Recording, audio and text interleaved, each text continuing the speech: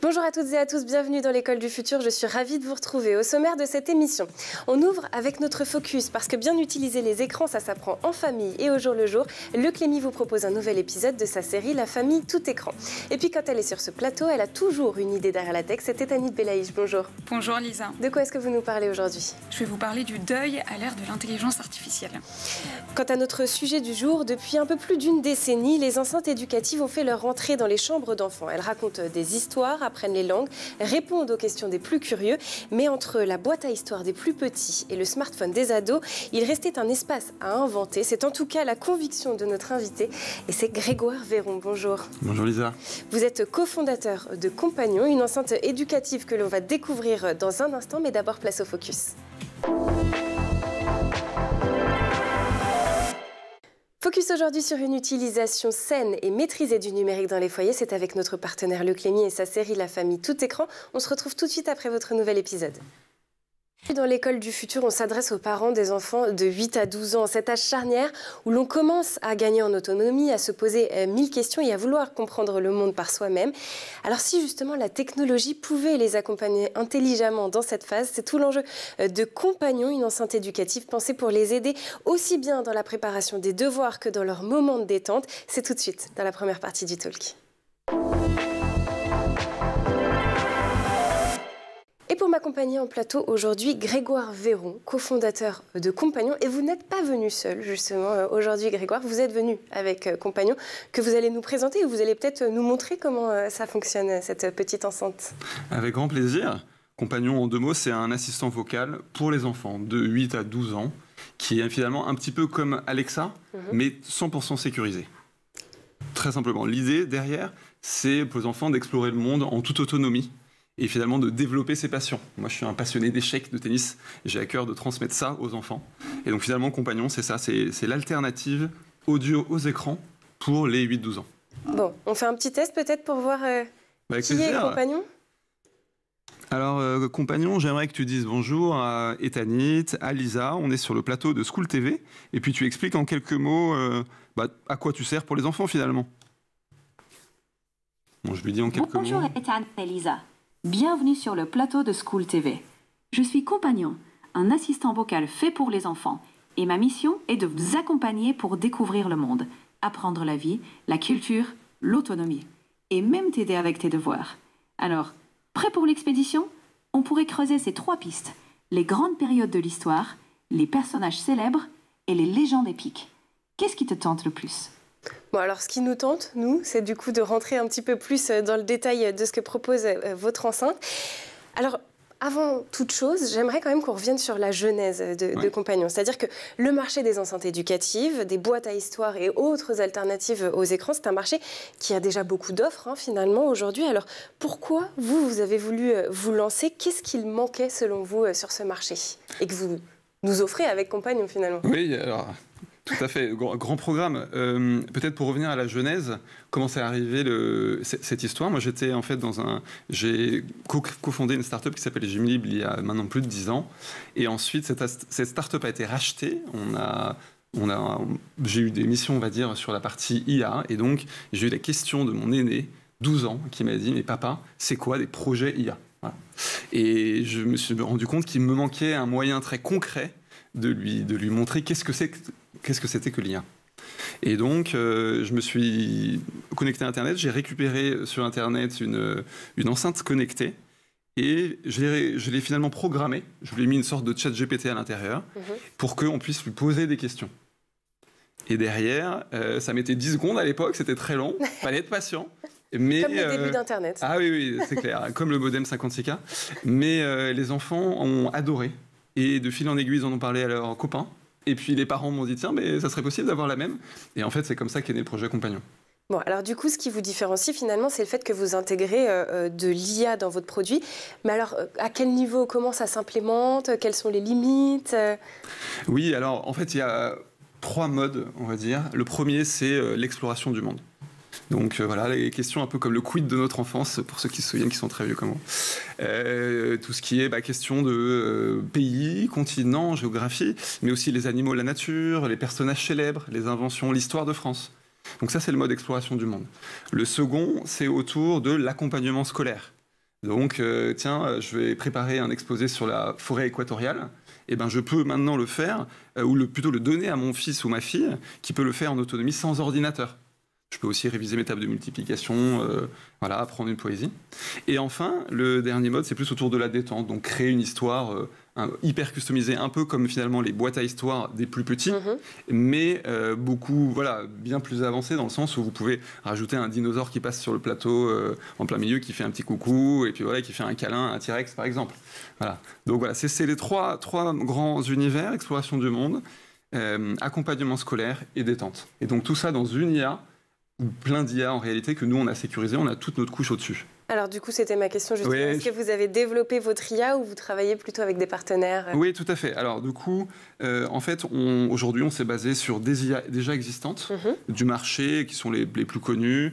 On va dire que ce soit aujourd'hui, malheureusement, on va être honnête, il y en a peu de françaises. Nous, on a une IA vocale. Ça veut dire que c'est une IA qui a été entraînée non pas sur le texte, comme ce que vous connaissez, je pense, le chat GPT classique, mais elle a été entraînée directement sur finalement des messages vocaux, des enregistrements vocaux. Et donc c'est ça qui fait que c'est beaucoup plus rapide, mais il y a aussi moins de choix.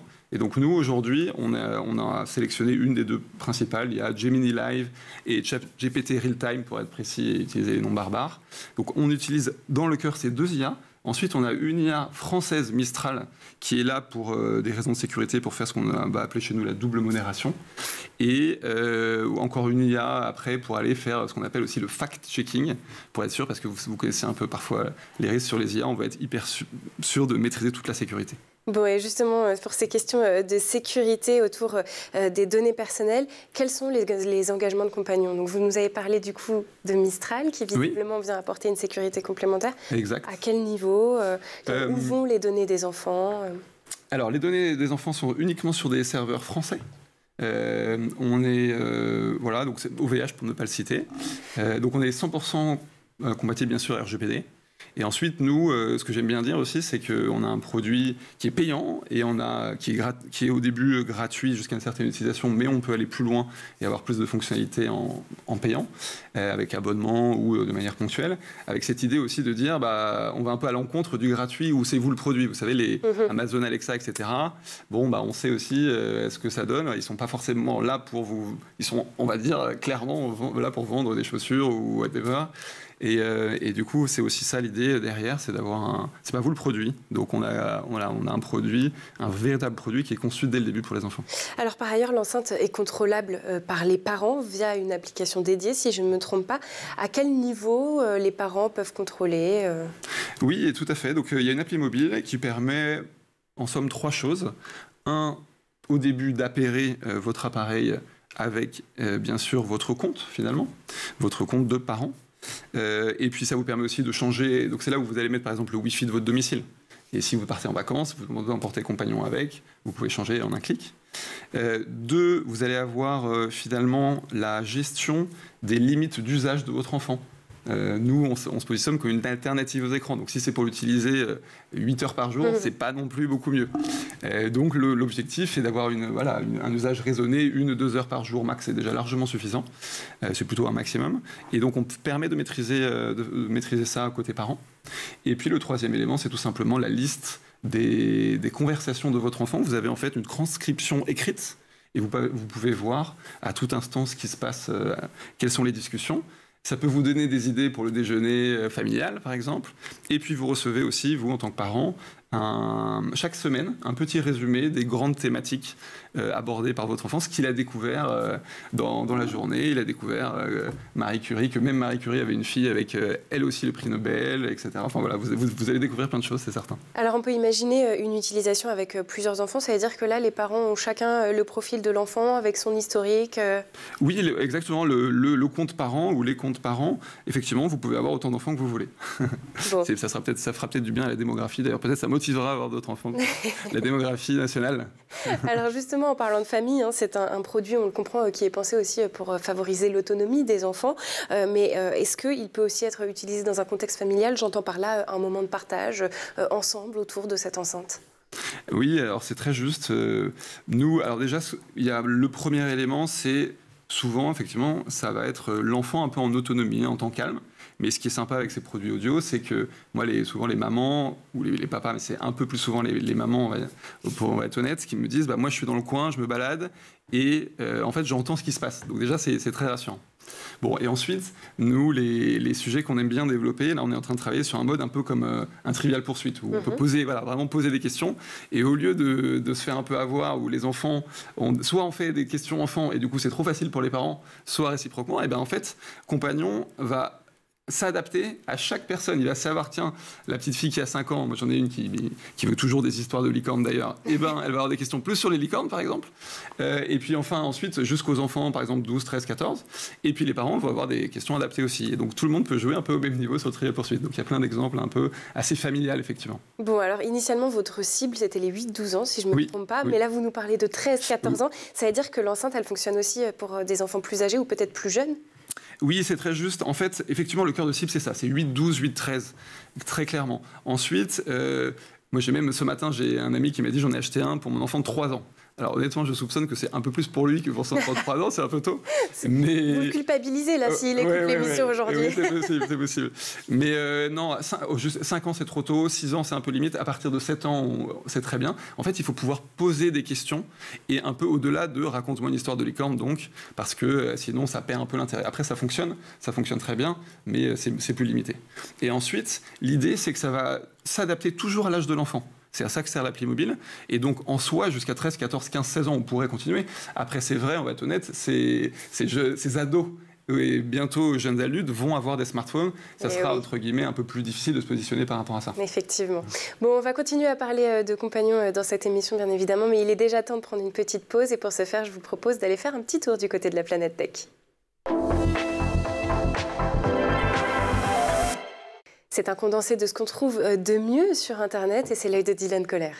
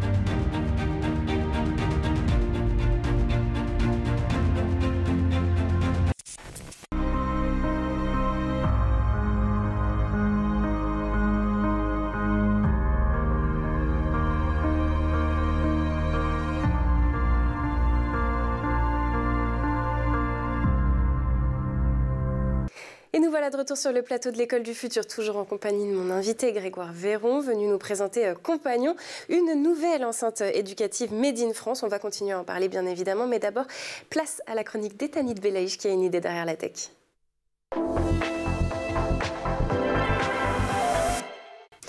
Etanit, vous vous posez la question, et si on pouvait à nouveau parler à un proche disparu? Ça paraît fou, et pourtant c'est exactement ce que promet la GriffTech, ce nouveau secteur de la tech qui s'intéresse à un sujet très sensible, le deuil. L'idée, c'est d'utiliser finalement l'intelligence artificielle pour faire revivre des souvenirs, voire même nos morts sous forme numérique. Et elle n'est pas nouvelle, cette idée. Tout a commencé il y a près de 10 ans, en 2016, lorsque Eugenia Kouida, une jeune Russe, a perdu son meilleur ami. Elle a alors décidé de développer un chatbot pour continuer à discuter avec lui. Et pour que le robot conversationnel soit le plus ressemblant possible, elle l'a alimenté de milliers de messages et de tweets du défunt. Je précise qu'elle a depuis lancé l'application Replica qui permet à n'importe qui de faire la même chose. Certaines plateformes vont encore plus loin, elles s'adressent directement aux futurs morts. Effectivement, avec Hereafter par exemple, qui se propose de préserver vos souvenirs avec une appli qui vous interviewe sur votre vie. Une fois votre dernière heure arrivée, vos proches peuvent découvrir ces récits en discutant avec votre avatar, toujours présent, lui, par téléphone et SMS notamment. En France, on a même une première initiative avec la start-up Hair Memories qui a lancé à la mi-août un service de double numérique rendu possible par l'intelligence artificielle et un questionnaire de 3 à 4 heures au sujet du proche décédé. L'entreprise permet par ailleurs la transmission de souvenirs audio. Mais alors ces technologies sont-elles utilisées uniquement dans un cadre intime ? Non, et je vais vous donner 2 exemples. Le 4 août dernier, l'avatar de Joaquin Oliver, assassiné en 2018 à l'âge de 17 ans dans la tuerie de Parkland en Floride, a été interviewé en vidéo par l'ancien journaliste de CNN, Jim Acosta. Il a alors tenu des propos contre les armes à feu responsables de sa mort. On le voit à l'écran, l'IA a été entraînée à partir de ses publications sur les réseaux sociaux pour reconstituer sa voix et animer son visage. Cet échange a été possible grâce au père de l'ado parti trop tôt. Autre cas, celui de Chris Pelkey, tué en 2021, qui avait témoigné 3 mois plus tôt au procès de l'homme accusé de l'avoir abattu lors d'une altercation routière en Arizona et dont la simulation a alors dit, je cite, « C'est dommage que nous ne nous soyons rencontrés que ce jour-là dans de telles circonstances. Dans une autre vie, nous aurions pu être amis. Je crois au pardon. » À noter tout de même que ces mots ont été rédigés par sa sœur, mais cela suffit pour conquérir le juge et apaiser les proches du défunt. Et puis il y a aussi le cas des célébrités mortes, il y a bien longtemps, qui hantent depuis quelques semaines le réseau TikTok. Oui, entre Robin Williams en randonnée et Michael Jackson qui vole des nuggets dans un fast-food, ces séquences ont été rendues possibles grâce au lancement de Sora 2 fin septembre. L'outil vidéo d'OpenAI, la maison mère de ChatGPT, permet de générer des vidéos hyper réalistes à partir d'un simple texte en combinant animation et imitation vocale. Ces manipulations ont été vivement critiquées par les proches des célébrités qui refusent de voir leur image utilisée de la sorte par les internautes. Et l'exploitation des données personnelles des morts reste bien évidemment une zone d'ombre juridique. C'est la raison pour laquelle des chercheurs militent pour l'instauration de garde-fous autour de la GriffTech, sans compter l'exploitation financière de personnes instables émotionnellement et qui n'auraient pas terminé leur deuil. La GriffTech qui reste un business. Effectivement, et plus les gens s'attachent à leur interlocuteur virtuel, plus la tentation est grande de sortir la carte bleue pour maintenir ce lien, pourtant complètement artificiel, on le rappelle. Replica propose ainsi des échanges de messages gratuits, mais vous propose ensuite un abonnement à 20 $ par mois pour pouvoir profiter de services plus développés autour du défunt, comme des selfies générés par IA ou des chats vocaux. Pour Hair Memories, dont on parlait plus tôt, 2 options mensuelles sont possibles. La transmission de souvenirs audio pour 4,50 € par mois et puis l'accès au double digital pour 19,99 € par mois. Ce qui est sûr, c'est que la GriffTech va redéfinir le deuil à l'avenir. Merci beaucoup, Etanit Belaïch. Il est temps de reprendre nos discussions tout de suite dans la seconde partie du talk. Et des discussions sur un tout autre sujet, puisqu'aujourd'hui, avec mon invité Grégoire Véron, on parle d'une enceinte éducative pour les 8-12 ans. Alors, Etanit, vous aviez une petite question qui a émergé durant la pause. Effectivement, je me demande comment est-ce que vous faites pour éviter l'isolement des jeunes lorsqu'ils utilisent cette enceinte. on a l'habitude d'entendre les enfants poser des questions un petit peu basiques à leurs parents. Papa, qu'est-ce que c'est? Est-ce que ces questions ne risquent pas, ces interactions ne risquent pas de disparaître avec votre enceinte? Alors oui, on pose souvent cette question. Je pense que il faut faire très attention à ça. Moi, je suis quelqu'un de très curieux et j'ai à cœur que mes enfants soient très curieux. Et ils le sont, et comme en fait tous les enfants. Et ce que je constate en réalité, c'est que souvent, malheureusement, les parents n'ont pas nécessairement assez de temps pour répondre aux questions des enfants. Et en fait, parce que, faut l'admettre, parfois c'est un petit peu saoulant au bout de la 17e question, parfois sur le même sujet, plus ou moins. Et donc, à aucun moment, effectivement, l'objectif n'est de remplacer les parents, mais plus de complémenter tout simplement toute cette part de questions non répondues, de cette part finalement de frustration, et bien peut-être voilà, les gérer un petit peu par compagnon, qui justement est d'ailleurs aussi là, c'est pour ça que ça s'appelle un compagnon. Ce n'est pas un ami, ce n'est pas un parent bis, voilà, le terme a été choisi exprès pour cela. C'est un peu votre poisson rouge plus, mais ni plus ni moins. Et d'ailleurs, voilà, un petit peu avancé quand même. Mais d'ailleurs, si vous lui demandez, vous verrez qu'il vous répondra très clairement là-dessus. On veut faire extrêmement attention à séparer ces deux choses-là. Et puis surtout, on pense au fait qu'aujourd'hui, les enfants ont accès par ailleurs à d'autres moyens de répondre à leurs questions. On pense justement, vous citiez au début à Alexa, mais il y a aussi tout ce qui est tablette, etc. Donc là, finalement, c'est aussi une alternative un petit peu plus sécurisée. C'est ce qu'on évoquait dans la première partie. Demandez à Alexa comment on fait le bébé, vous verrez, vous ne serez pas déçus. Si un enfant demande, c'est quand même pas génial. Bon, et s'il demande accompagnant, a priori, on aurait une Alors, réponse... s'il demande accompagnant, très simplement, il va vous répondre à voir avec les parents. C'est un sujet important. D'accord. Voilà. Bon, allez, on rentre dans le détail du contenu justement de Compagnon. Votre enceinte, vous le disiez, explore 3 univers complémentaires. L'accompagnement scolaire, l'exploration du monde et puis la détente. Alors, je vous propose peut-être de commencer avec l'accompagnement scolaire, parce que finalement, ça, c'est quelque chose qu'on n'a pas trop dans les autres enceintes, j'ai l'impression. Alors, quel type de contenu on va pouvoir retrouver ici? Comment votre enceinte aide concrètement les enfants justement dans leurs devoirs? Oui, c'est quelque chose qui n'existe nulle part ailleurs. Donc, effectivement, je vais vous donner un exemple très simple. Vous devez réviser les tables de multiplication, un peu pour les plus petits. Et bien, tout simplement, vous allez pouvoir... vous avez du mal avec la table de 9. Ah, oui, c'est pas facile. Ou 8, 7. Et bien, voilà, vous allez lui demander. On va pouvoir réviser. Et puis, surtout, il va vous donner aussi des tips, des astuces, un petit peu pour s'en souvenir. Voilà. Et après, ce que j'aime bien aussi, c'est les capitales. Parfois, on doit apprendre le plus dur, je trouve, quand j'étais en primaire, c'était apprendre les départements. Oui. Trop de départements. Alors, quand il y a les préfectures, les sous-préfectures, etc., bon, c'est quand même compliqué. Eh bien, que ce soit pour les capitales ou pour les départements, au lieu de juste vous faire réciter une par une Marseille, Bouches-du-Rhône, eh ben, en fait, il va vous contextualiser ça. Donc, il va vous dire, oui, Marseille, je sais pas, c'était la capitale de la culture il y a pas très longtemps, c'est, voilà, projet de la Méditerranée, un énorme port, etc., etc. Et il vous dit, alors, une petite phrase, mais en fait, ça permet d'imprimer réellement ce sur quoi on travaille. Et parfois, et là, l'idée, c'est que parfois, on a des parents qui disent, tiens, il a impressionné son prof, parce qu'il a sorti quelque chose qui n'était pas prévu au programme, enfin, qui était juste en plus. Et parfois, voilà, on a une vision un peu plus globale pour les enfants. Les petites anecdotes qui font la différence. Pour ce qui est justement de l'accompagnement scolaire, j'imagine que peut-être vous vous êtes basé sur les programmes de l'éducation nationale ou pas du tout? Alors aujourd'hui, on a quelque chose qui se veut assez simple. On y va étape par étape. On ne se veut absolument pas... voilà, on est juste complémentaire, bien sûr, mais le travail du professeur et des professeurs est pour nous, ça crée d'une certaine manière. Donc, l'enfant va plus l'aider à, effectivement, tiens, hier, mon fils cherchait le Brésil, il ne savait pas exactement où c'était. Bon, voilà, on va chercher un peu sur le globe terrestre, en vrai, où est-ce qu'il est le Brésil. Donc, c'est vraiment plus complémentaire. Et ensuite, étape par étape, on va sans doute, effectivement, se rapprocher de certains enseignants. Mais pour l'instant, on fait déjà quelque chose d'assez simple. On veut faire bien peu de choses avant de faire tout en prenant le risque de les faire assez mal ou moyennement. Voilà, on y va par étapes. Bon, on l'a un petit peu abordé cette question-là, mais j'ai quand même envie qu'on revienne dessus parce qu'elle me semble quand même essentielle. Si jamais un enfant pose une question hors cadre, que va répondre Compagnon? Est-ce qu'il est capable de dire je ne sais pas et donc d'évacuer cette question? Oui, alors ça c'est vrai que les IA, c'est toujours difficile de dire je ne sais pas. Donc c'est un combat de tous les jours. On travaille énormément là-dessus et donc on a beaucoup de progrès aujourd'hui. Il arrive quand il n'est pas sûr de la question, il va plutôt dire est-ce que tu peux répéter pour que je sois sûr d'avoir bien compris. Donc ça c'est la première chose.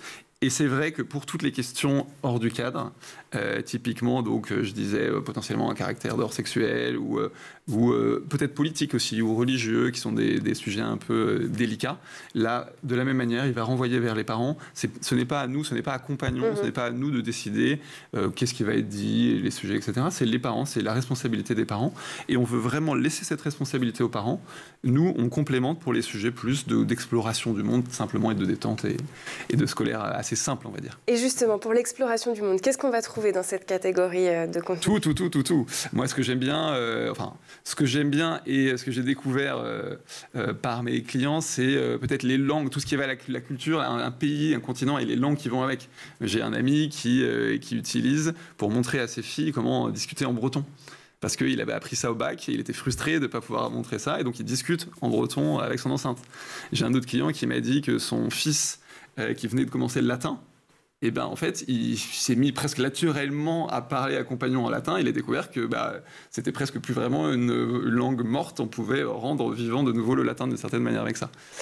Donc voilà quelques exemples, mais après c'est vraiment le quiz de l'encyclopédie sur tous les sujets, l'histoire de France. Vous voulez savoir, moi je viens de Touraine, depuis quelques années en tout cas, et donc vous voulez savoir l'histoire de Léonard de Vinci, de François Ier, du Clos Hucé et de toutes ces inventions, et ben vous pouvez aller très très loin dans le détail. Bon, l'enceinte, est-ce qu'elle peut être aussi un soutien pour les besoins particuliers des enfants ? Je pense notamment au TDAH, la dyslexie, ce genre de troubles. Alors, c'est vrai qu'on a de plus en plus de parents qui nous contactent sur ces sujets-là. Pour être très clair, elle n'est pas conçue à la base pour ces troubles, mais il est probable, en tout cas nous sommes en train de travailler avec certains parents pour voir si on peut tout simplement les aider. Je vais donner un exemple concret. Un enfant qui a... Alors il y a deux cas. Il y a l'enfant qui a des troubles autistiques type Asperger, donc vraiment qui est capable, je sais pas moi, d'apprendre tous les plans de métro de toutes les capitales européennes.